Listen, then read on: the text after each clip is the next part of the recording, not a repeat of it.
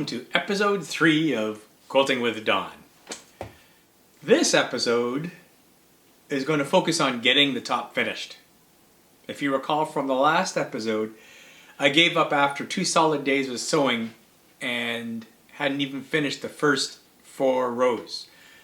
What you see behind me are those rows, and what I'll do now is join the top and bottom of each row and then join together the rows 2 at a time. I'm going to now show you how to pin the two strips together. I did sew the bottoms to the tops of all 4 rows that I previously made.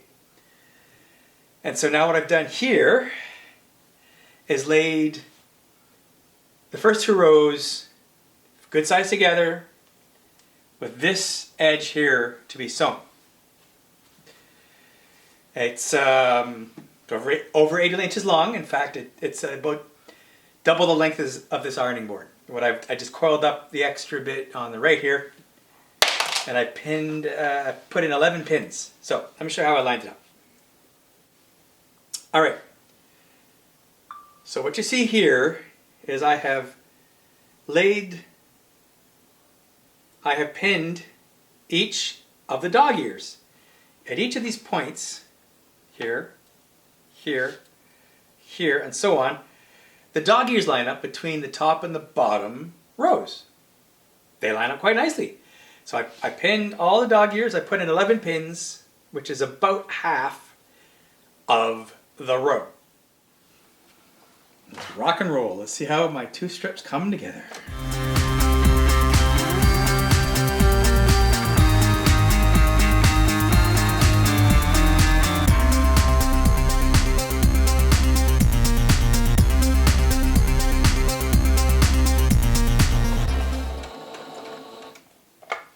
Okay, I'm going to call that done for the first bit this in. We'll see how it goes. Okay, I'm checking in with you. And I have sewn the first half of the 2 full rows. And it's good. I'm going to change the way I pin just a bit because as the width of the several layers of fabric were going under the presser foot, they were getting jammed up. Part of it was because I had a flap kicking up as the presser foot was going over it. So I need to make sure when I pin it that is pinned down. Other than that, I think it worked. Here, hold on, let me show you. So, as you can see here, I got nice, pretty good 6 points. I'm going to advance over it.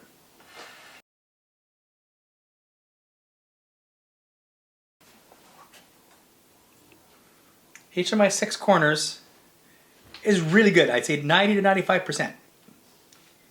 So this is a win. I can report I have sewn the first 4 rows without significant mishap. In fact, I only had to do 1 unsew. Just didn't like the way one of the points are actually 2 points side by side. I didn't like the way they were lining up. I got into a better rhythm for sewing the 2 rows together. What I ended up doing was leaving the pins in. I got into the habit of taking the pins out. Pardon me, but it turned out that it worked better to leave them in. Here are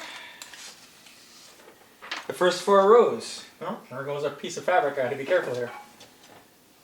It came out pretty good. You see them here? It sure shrank a lot from all the sewing I did. You can definitely see the boxes that the triangles make. It's pretty cool. This is our quilting cat. Oh, he's so cute. Hey, Wubs. Lucy. There's Carolyn. Get yourself upset about the music again. Working on her long arm. Alright, I'm going to show you something here. And you're going to laugh because I laughed after I cried. Okay, so I am now doing rows 5 and 6. And I have done the first set of stitching for them. And as you go down here, you'd expect things to line up. And they do until... well, they don't. Look at that. Those 2 light greens should line up and those 2 dark greens should line up on an angle. They don't. As I just have to, try to get my finger in there, switch these 2. I put them in backwards. So I have to do 2 unsews, a flip, and 2 resews. This is the first time I make a mistake laying out and resewing and sewing the pattern. hopefully it's the last. Moving right along here, I've sewn rows 1 through 4 complete. I've pieced together rows 5 through 8, the triangles. I just have to sew the rows together now. I've spent all day today from about 9 in the morning till with a break for lunch and a break for dinner till about 8 o'clock at night sewing triangles. I'm still not halfway done yet, but it's time for a tequila break. Now, Carolyn and I really enjoy sipping tequila, and this is one of my favorites. It's actually, we got this one in Mexico quite a while ago now, and it's called Maestro Tequilero. There is no English on this bottle, it's all in Spanish, so I'm not going to try to read it, but it does go on to say it's 100% agave, etc., etc. This is an añejo tequila. It is the most aged of the classifications of tequila. You've got your regular, then your reposado, and añejo. This really is a sipping tequila. Happy quilting, and I'll just keep bashing on, but I just needed a wee tequila break.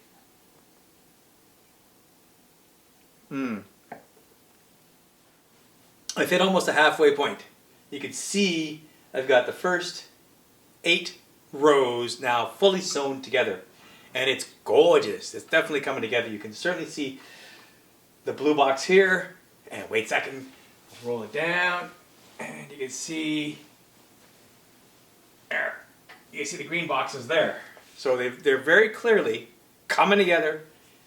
And I gotta say, I'm gonna brag, my points at every triangle, just about every triangle is excellent. There's a couple that are close.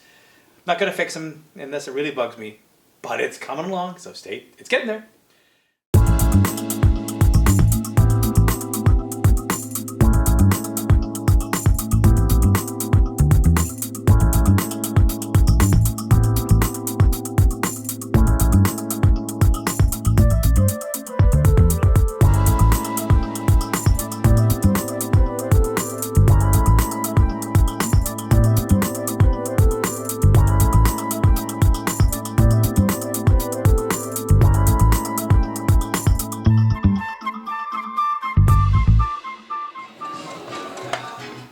I feel the chair buffing. Yes, I do. I feel chair buffies. Come on. Come on. Come on. Come on.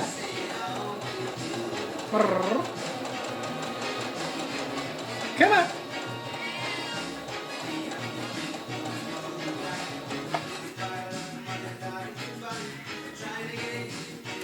Meow.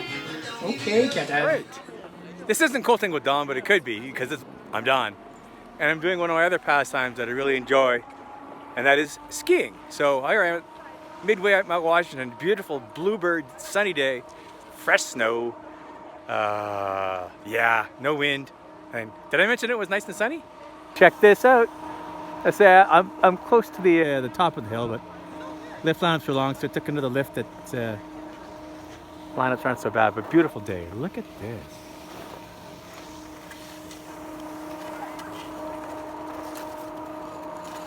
Fabulous. This is now the 6th or 7th day I've been working on the Vista Boxes, sewing together rows of triangles. I'm almost there. I've got 3/4 of the rows sewn together now. You can see them on taking shape behind me here to my right to your left. And to keep up the tradition, I deserve a beer break. I have been working this hard, even though I do find time to go skiing and scuba diving and piping in between, so I'm not always quilting or not always sewing. But let me introduce you to Chimay, one of my favorite Abbey beers out of Belgium. Carolyn and I had the luxury of spending 6 years total in Belgium. In fact, the last job I had while in the Royal Canadian Air Force was working with NATO in Belgium. And I developed an affinity for Belgian beer. And it's very clear why the world rates their beers against Belgian beer. It is the gold standard. And this is one of the gold beers, if you will, Chimay Rouge. I like the Chimay Bleu even more, but this is in my fridge. It is fabulous. 7% alcohol. It's not as dark as a Chimay Bleu. It's more of an amber, but it is phenomenal. So I'll pour myself my gift to me. The perfect pour. Even turn the glass so you can see Chimay. Happy quilting. Remember, don't drink and quilt. I'm not sewing anymore tonight. Cheers. Yes, here you have some more gratuitous underwater videography, including this critter. This is a giant Pacific nudibranch, one of the biggest I have ever seen. It was amazing. And this gives you an idea of some of the terrain we have. The water was so crystal clear relatively to what we have. And it was just a great dive.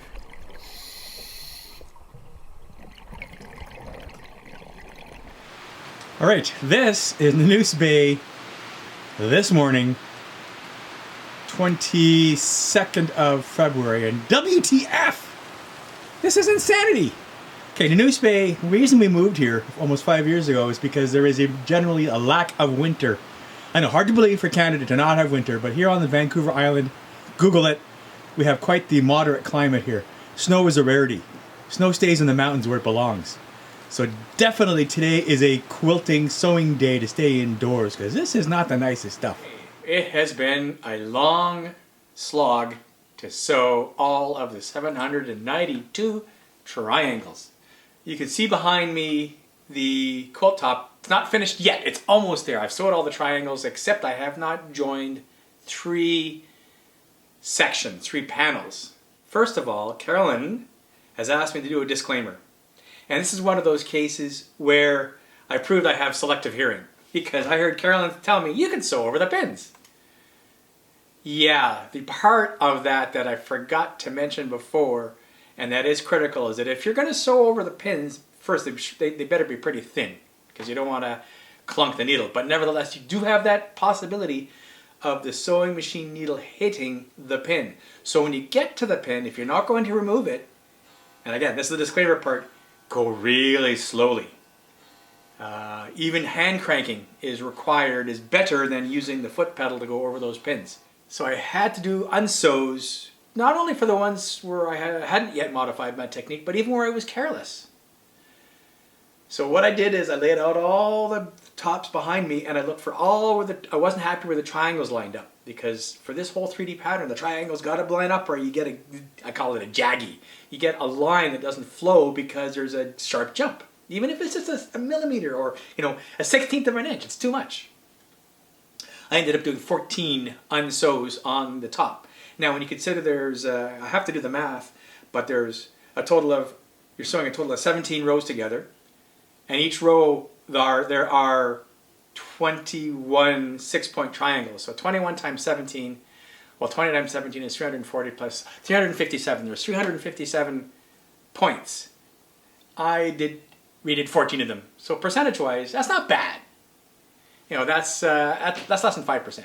So I am going to zoom in with the camera, but I'm going to explain how I ended up pinning the rows. I've got the goods to good here on the edge I'm going to sew on. Of course, I'm going to sew along here. So I'm going to get the camera going here. Bear with me. How I did this is this, and I'll try to do this with one hand showing and on the other hand cameraing. You'll notice that at each of these points there is a place where the top of the triangle on the other side of the fabric shows up. It's usually, I'll go over here, right there.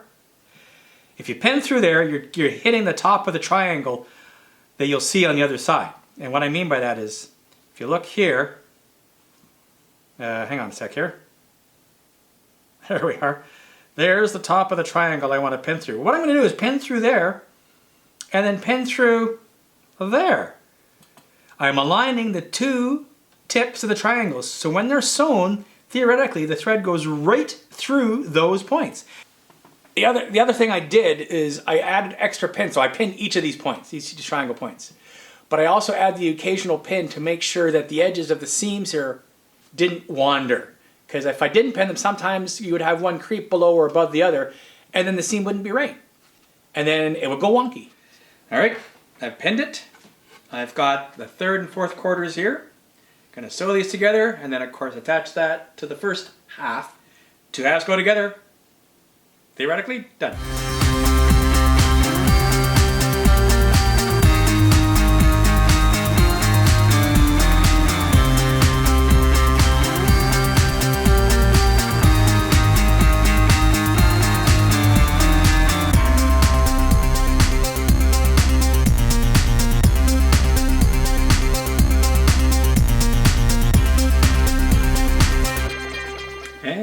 that's one of 2 rows done.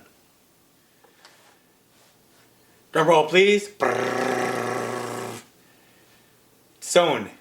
The triangles, all 792 of them, are sewn. And this is damn good.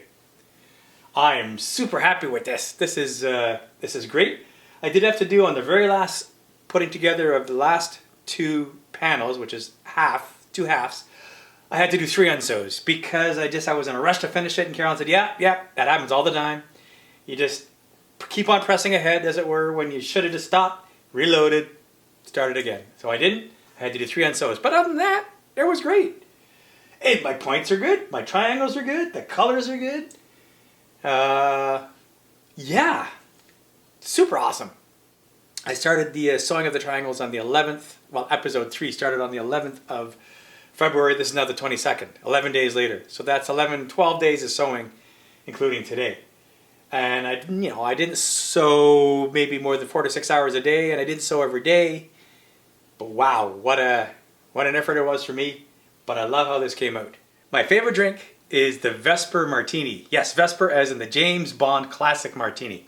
It's got 3 ingredients, plus of course ice to shake it. And I do shake it, not stirred.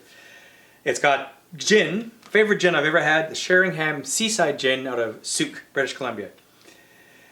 A vodka that goes really well with this is actually called Vodcow. It's a vodka from Ontario, Almont, Ontario, and it's made with dairy products. So it's got a unique flavor to it, a bit of vanilla, but it really works in the Vesper Martini.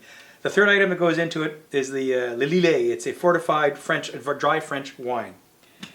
The ratio is 3 parts gin, 1 part vodka, half a part of the Lillet. So with that, I got my jigger here, and I've already got some crushed ice in my shaker here. 1.5 ounces of gin. This is a brand new bottle, but this is delicious gin. Yeah, 1.5 ounces.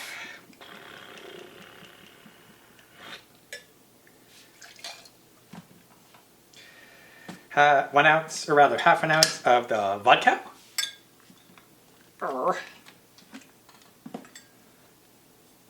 And there it is.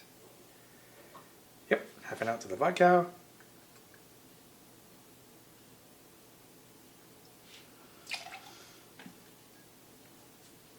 What could go wrong with the darting board, eh? And 1/4 ounce of the Lillet. I suppose if you didn't speak French, you'd say it's a Lillet, but it's Lillet. Trust me on this one. Oop, that's a bit too much. Try not to pour that all in there. Yeah, that should do it. Put this back. So there we have it.